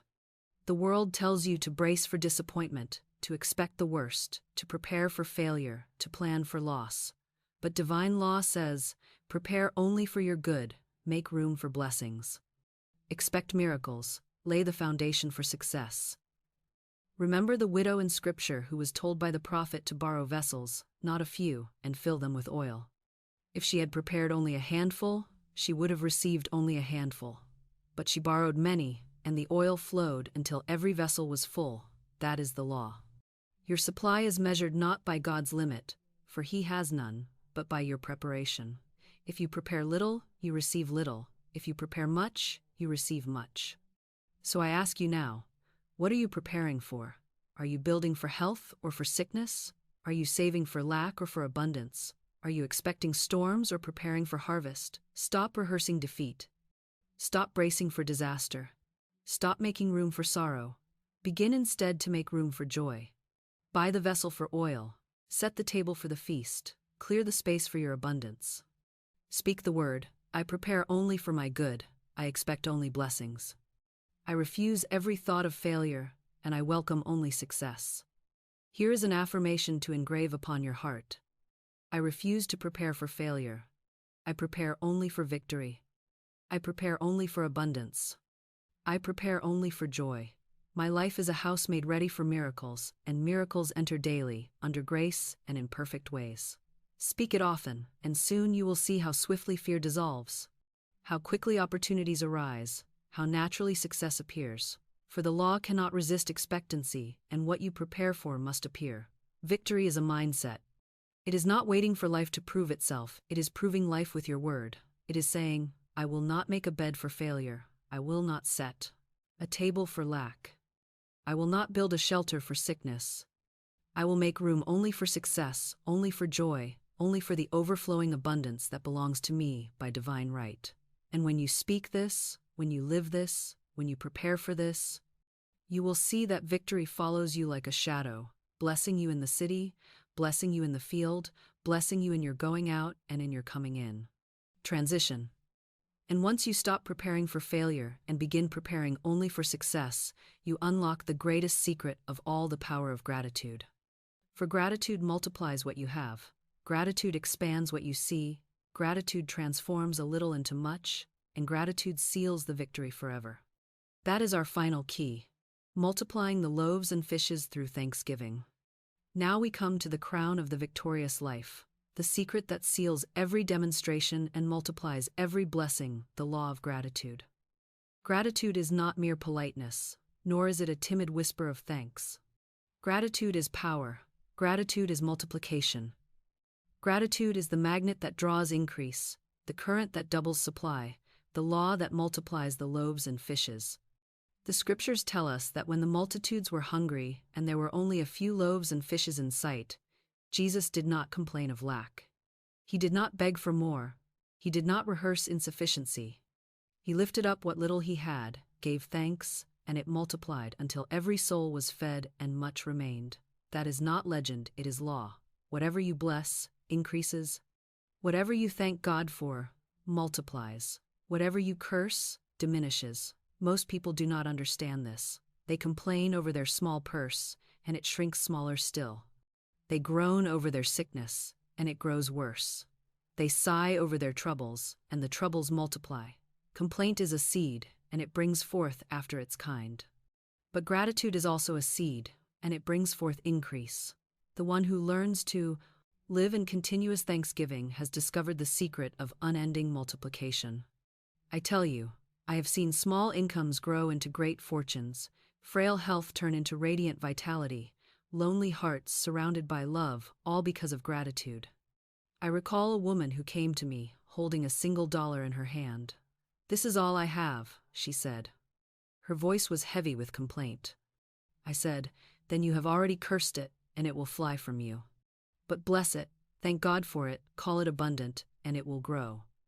I taught her this affirmation: I bless this money and give thanks for it. It is the magic purse of spirit that can never be depleted. As it goes out, Immediately, it returns multiplied. She obeyed, and within weeks unexpected money flowed to her, more than she had ever held before. The dollar had multiplied because gratitude was spoken over it. Another student once longed for healing but could see only her pain. She complained daily, rehearsing every symptom, magnifying every ache. I said, "Stop cursing your body with complaint. Begin blessing it with gratitude. Say, 'I thank thee, Father, for this perfect body. I bless every cell, every organ, every function. I am grateful that divine life flows through me.'" She began to speak it, even while pain lingered, and soon her health returned. Gratitude had multiplied strength where complaint had multiplied weakness. So I ask you, what are you blessing and what are you cursing? Are you blessing your money, however little, or are you cursing it with complaint? Are you blessing your body, however frail, or are you cursing it with constant rehearsal of pain? Are you blessing your relationships or cursing them with criticism? Whatever you bless, grows. Whatever you curse, shrinks. Here is your affirmation. I give thanks for every blessing in my life. I bless what I have, and it multiplies. I bless my money, and it grows. I bless my health, and it shines. I bless my work, and it prospers. I bless my relationships, and they blossom. I live in continuous gratitude, and my life overflows with good. Speak it until gratitude becomes the air you breathe, until thanksgiving is the language of your soul, until blessing flows from you like a river. Gratitude does not wait for evidence. Gratitude creates evidence. Gratitude does not wait for increase. Gratitude produces increase. Lift up what little you see, give thanks, and watch it multiply. This is not a one-time practice, but a continual posture, a rhythm of life. The victorious soul lives in gratitude, morning, noon, and night. They thank God before the gift appears, and the gift always appears. They thank God before the way opens, and the way always opens. They thank God before the healing manifests, and the healing always comes. So I say to you, make thanksgiving your atmosphere, and you will never know lack again. Bless your loaves and fishes, however small, and they will feed the multitude. Bless your purse, however light, and it will grow heavy. Bless your strength, however frail, and it will be renewed. Bless your life, however broken, and it will be made whole. Gratitude is the multiplier, and it never fails. Transition. And so we come to the end of this great path, where all the laws converge, the law of the word, the law of faith, the law of divine design, the law of victory, and the law of gratitude. And now, it is time to seal it all with a final declaration, a closing affirmation that carries the power to shift your world this very moment.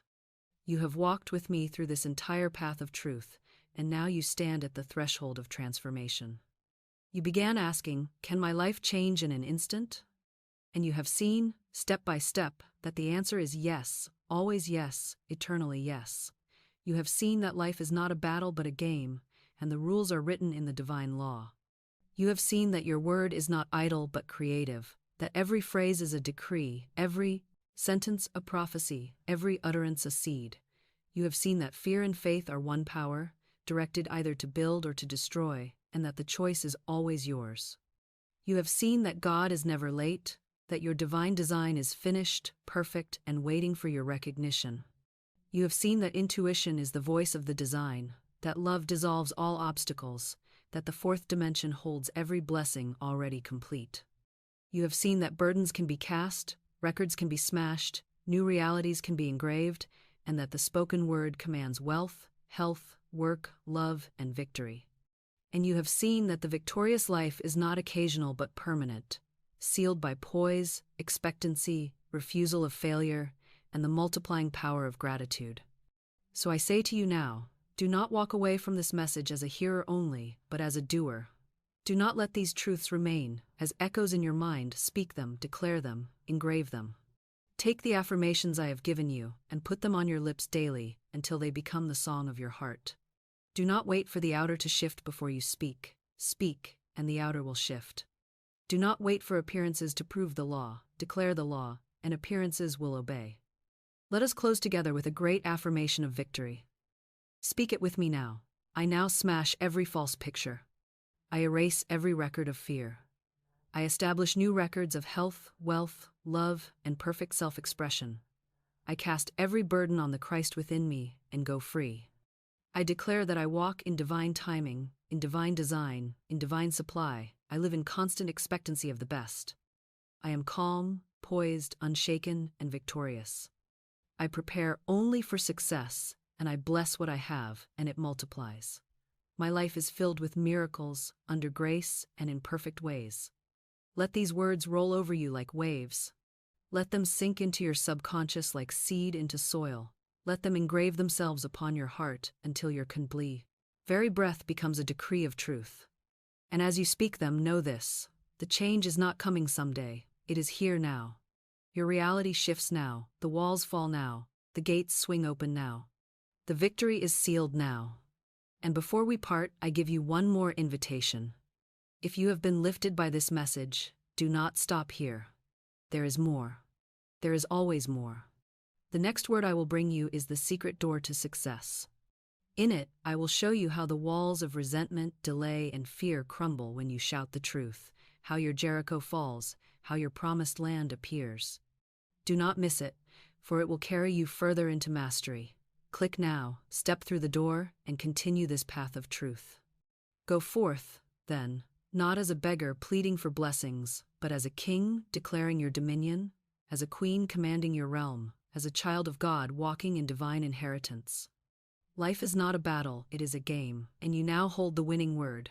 Speak it, live it, rejoice in it, and watch your whole world transform in an instant.